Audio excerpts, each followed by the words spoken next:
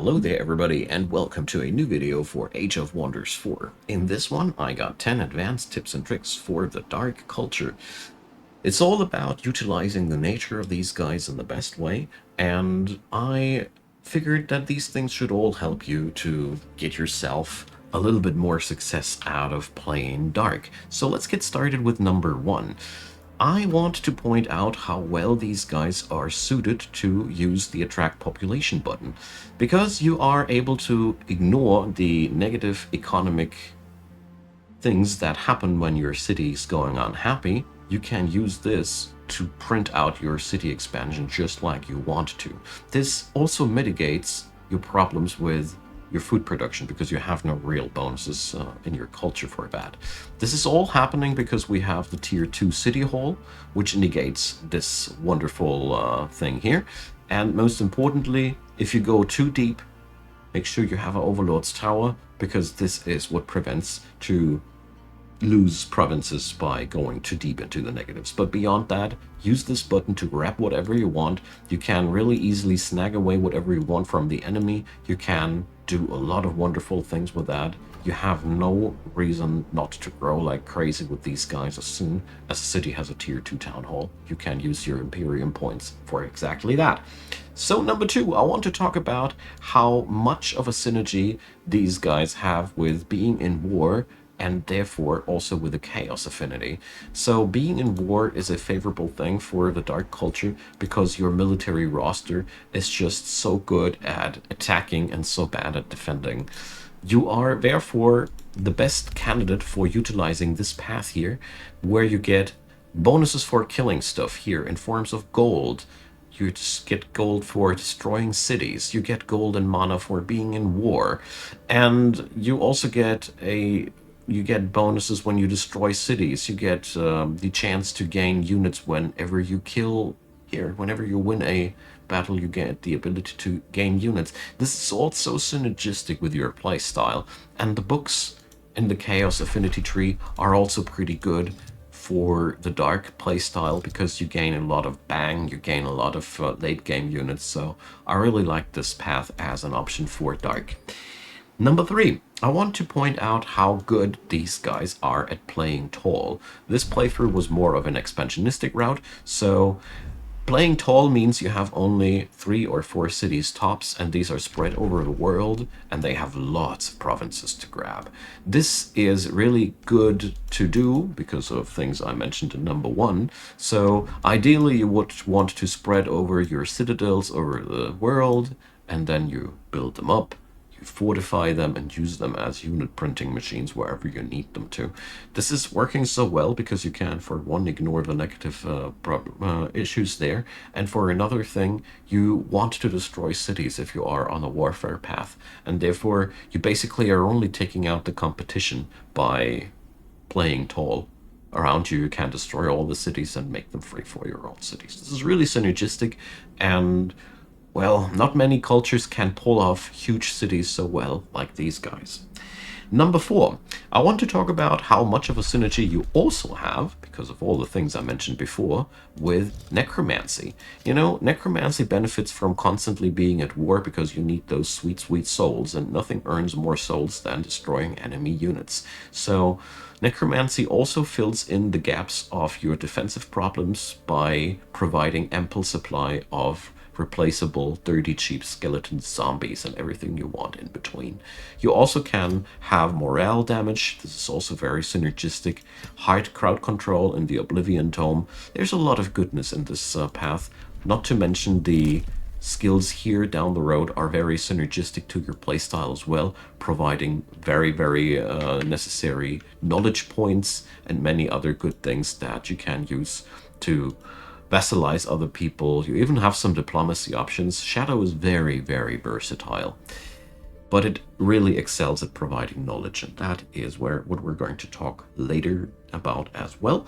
Now, number 5 though, I want to talk about how important it is that you utilize this one particular trade well, Cull the Weak. more damage against weakened units, and regeneration when you whack weakened units. So when you're playing Dark, it's super important that you get it into your muscle memory that you first have to apply weakness via ranged attackers, for example. Your standard tier 1 archers inflict weakness, spells, whatever. Try to weaken the enemy and then whack them with the shock unit in the face. This is so important because, for one, obviously you deal more damage, but the other thing is you also provide your units with some much needed sustain. You don't have any support units in your roster. This is extremely important to make your guys more resilient. What's also worth noting out here at that point is that you also get the ability to provide Cull the Weak to all other melee units that you happen to recruit. So this trait is already potent on low-tier Blitz units from the Dark roster. It grows even more powerful on high-tier 3 to tier 5 units that get the ability to hit harder and sustain themselves by just being what they are and the enemy being debuffed. Utilize this trait. This is your bread and butter, and it's part of your identity, and every one of your armies needs to utilize this thing because it's one of the most powerful damage increasers that has a natural synergy with your roster that you have available. Now, number 6, adopt either a secondary culture or make sure that your tome roster provides some higher tier units that either are defensive or provide steady supply of stuff, nature works, but also subjugating another culture that you just use as a unit printing machine. I highly recommend feudal cities. They have a really, really nice synergy with the Dark because Dark are really not so good at buffing and feudal are good at swarming and buffing, and therefore they make a nice match to your culture. But whatever you do, be aware of the fact that you need some meat on the bone in the transition from mid-game to late game, because you will not survive entirely on your base roster alone. You need something to build upon, and you can decide for yourself which pathway you want to go. I highly recommend to mix in a different culture and some tome units, and this way you will have a really nice spread and a lot of different options. Number 7, I want to emphasize how important it is to rush knowledge with this culture. Since you are one aggressive culture, it's super important that you win the research race. Luckily, your culture is really good at that as well. Your cultural buildings happen to drop off knowledge every so often. Your experimentation chambers, 5 knowledge.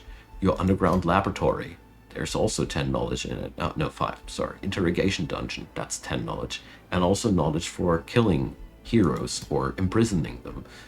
You also have mana via the ritual mausoleum, but research is one resource that you have very good access to. Why is this so important?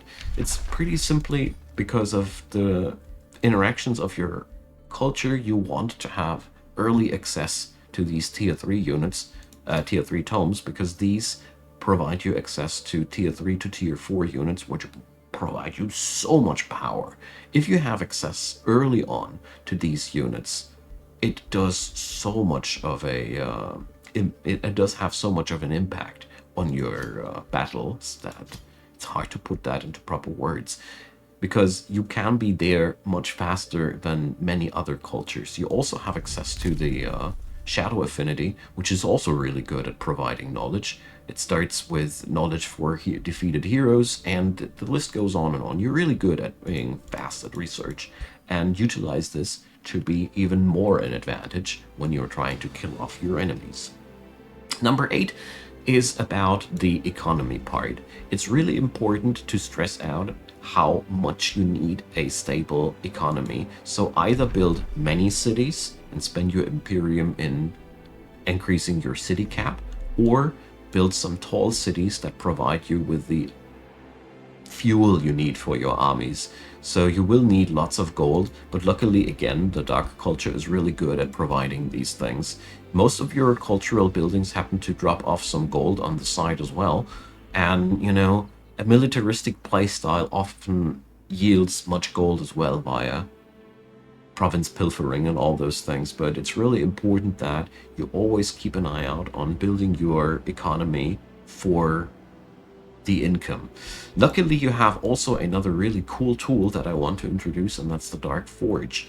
This one is providing draft per adjacent quarry or mine. This is such a good building province due to the reason that it provides you draft for just one province. And these provinces, quarries and mines, produce either buildings or income, exactly the things that you want for either a tall or an expensive playstyle.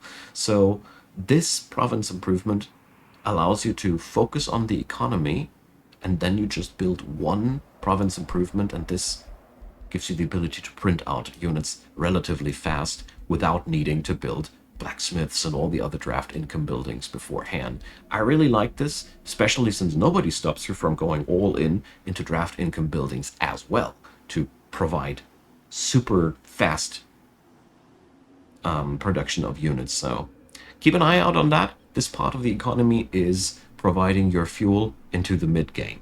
So number 9, be patient. Don't bite off more than you can chew, and always be at least in one war if you can. It's really important to stress out that you really should be trying to avoid to provoke too big targets, too many targets at once.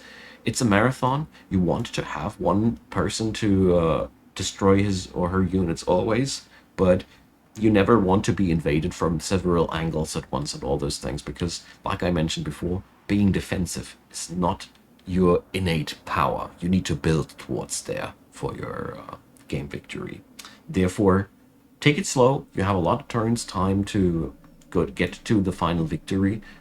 Your innate research bonuses work very, very well for you.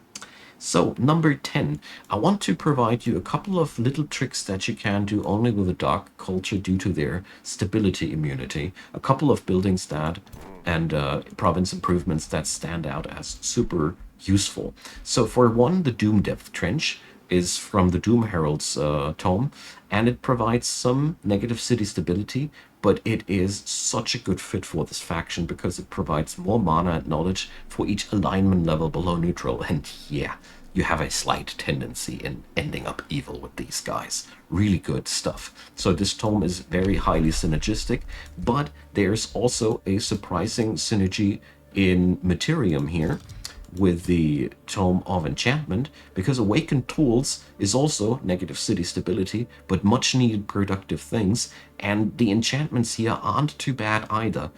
Very high synergy here. This is also not too bad, although you have no native shield units, but if you get some external ones, it's really cool. Sundering Blades is even more debuffing the enemy, really cool. And the Copper Golems are spammable summons that will not eat up gold, but mana. So you can branch out a little bit. And to top it off, the Runecarver's Camp is a very nice fit to your culture as well. The Tome of Enchantment is really a surprise hit for the Dark Culture, in my humble opinion. But there is also another really good fit in the Scrying Tome, not Scrying Tome, sorry, Amplification Tome. You can use Amplify Minds to go even deeper into your knowledge advantage, which is amazing in every aspect. And the rest of these things, if you have some focus into battle casting, everything, little thing in this book is really good for you. Even the resonance fields are somewhat beneficial for you, but the rest of this book, especially Amplify Minds, you don't have to pay anything for it. It's just a spell providing more knowledge, and this is unique to your own faction. All right, I hope you found this helpful. I think you could expand the list, and feel free to do this in the comment section. I always love to hear from you guys what you think. And of course, a thumbs up would be wildly appreciated as well, and a subscription, of course, too. So there's also a playlist of lots of Age of Wonders 4 videos that I did, info videos only. Playlist link is down there, and a big thanks to all the supporters of the channel. I deeply appreciate you guys, and that you enable me of doing this, my favorite job. So thanks. Patreon, PayPal, and Buy Me a Coffee are links down there. If you want to check them out, I'd be really delighted. And if not, thanks for hanging out here and watching this video up to this point. Really nice of you, because not too many people do. Actually, only 30%, 30 to 40%, depends. So thanks for that, and see you soon.